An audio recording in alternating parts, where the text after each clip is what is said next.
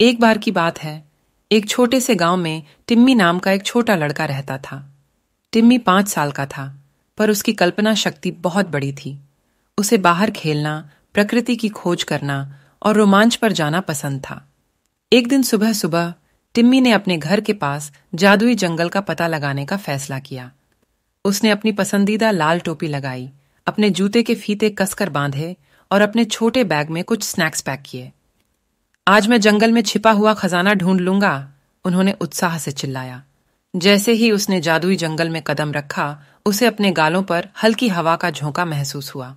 जंगल ऊंचे ऊंचे पेड़ों, रंग बिरंगे फूलों और मिलनसार जानवरों से भरा हुआ था। पक्षियों ने मधुर धुन बजाकर टिम्मी का अपने घर में स्वागत किया।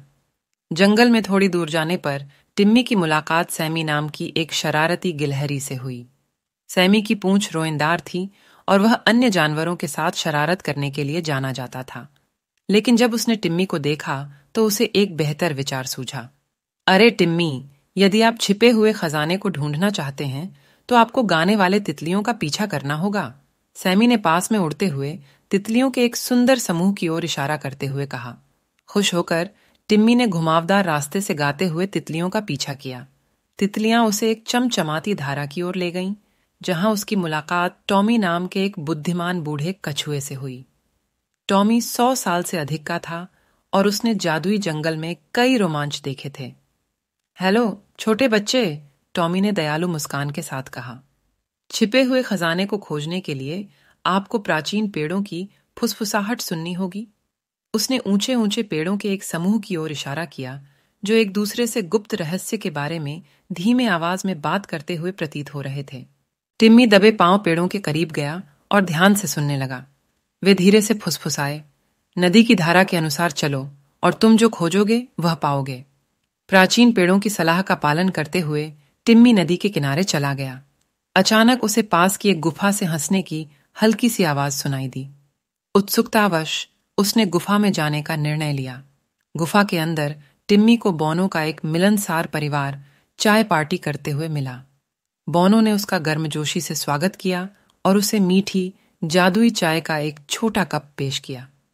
सबसे बड़े अल्फ ने कहा, आप छिपे हुए खजाने की खोज में सही रास्ते पर जा रहे हैं, लेकिन उस तक पहुंचने के लिए आपको इंद्रधनुष पुल को पार करना होगा। अपने अतिथि सत्कार के लिए कल्पित बौने को धन्यवाद देते हुए टिम्मी ने अपना साहसिक कार्य जारी रखा। जैसे ही वह जंगल में अंदर चला गया, उसने आकाश में एक रंगीन इंद्रधनुष को घूमते हुए देखा। एक गहरी सांस के साथ उसने जादुई इंद्रधनुष पुल पर एक कदम रखा। टिम्मी को आश्चर्य हुआ। इंद्रधनुषी पुल चमकने लगा और उसे धीरे से हवा में उठा लिया। वह पेड़ों की छोटी से ऊपर उड़ गया। ऐसा महसूस हो रहा था जैसे कोई उड़ता हुआ पक्षी हो। इंद्रधनुष के दूसरी ओर उसने एक छोटी सी गुफा देखा, जिसके अंदर खजाना भरा था। टिम्मी ने संदूक खोला और चमचमाते गहनों, जादुई औषधियों और एक सुनहरी चाबी को देखकर आश्चर्य से भर गया। चाबी के साथ एक पर्ची जुड़ा हुआ था, जिसमें लिखा था, यह चाबी जादुई जंगल में अंतहीन रोमांच का दरवाजा खोलती है। चाबी को अपने हाथ में कसकर पकड़े हुए टिम्मी ने जंगल को उसके अद्भुत उपहार के लिए धन्यवाद दिया और अधिक रोमांच के लिए जल्द ही वापस आने का वादा किया।